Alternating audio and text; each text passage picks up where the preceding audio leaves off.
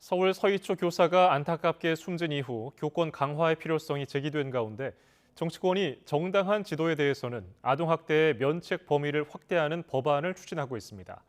여야 모두 무분별한 아동학대 신고에 대한 우려에 공감하는 만큼 이르면 오는 9월 정기국회 때 국회 문턱을 넘을 것으로 보입니다. 권남기 기자입니다. 교사들이 토로하는 어려움 중 하나는 자신도 언제든 아동학대 범죄로 처벌받을 수 있다는 두려움입니다. 남자애들이 선생님 요즘 아동학대로 선생님들 많이 고소당하시던데 선생님 저희도 교육청에 신고를 할까요? 이렇게 이야기를 하면서 희죽거리더라고요. 실제로 지난해 교사 6천여 명에게 물었더니 무려 10명 가운데 9명이 아동학대로 신고당할 수 있다는 생각을 한다고 답했습니다. 특히 정신적 학대처럼 아동학대 기준이 명확하지 않은 경우가 많다며 고충을 호소합니다. 아동학대 처벌법이 시행된 지난 2014년 이후 아동학대 행위자로 분류된 교직원의 수가 급증하면서 우려는 더 커졌습니다. 정서적 학대의 폭이 굉장히 넓거든요. 네. 기분이 나쁘면 정서적 학대가 되는 거예요. 서희초 사건을 계기로 무분별한 아동학대 신고의 문제점이 수면 위로 떠오르자 정치권도 부랴부랴 나섰습니다. 초중등 교육법과 교원 지휘법을 개정해 정당한 지도에 대한 면책 범위를 확대하기로 뜻을 모았습니다.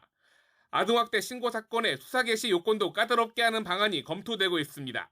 정당한 활동에 대해 아동학대 관련 규정을 일률적으로 적용하지 않도록 규정함으로써 무분별한 신고로 고통받는 교원을 보호하고 여야 모두 큰 이견이 없는 만큼 국회 차원의 논의에 속도가 붙을 것으로 보입니다.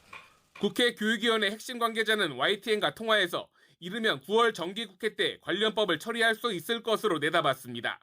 다만 교권 침해력을 생활기록부에 기재하는 법안은 교권 보호를 위해 필요하다는 정부 여당과 낙인 찍기가 우려된다는 야당의 입장차가 여전합니다. 학생부 기재와 같은 학생, 학부모 겁주기여서는 안 됩니다. 학교 폭력에서 드러났듯이 오히려 학교를 더 많은 소송 전쟁으로 몰고 갈 것입니다. 여권이 교권 침해의 원인으로 지목한 학생 인권조례 개정 문제도 상관관계가 명확하지 않다는 야당의 반대가 만만치 않습니다. 세부 대책을 놓고는 평행선을 달리고 있지만 여야 모두 교권 강화의 필요성에 공감하고 있어서 앞으로의 논의 과정이 주목됩니다. YTN 권남기입니다.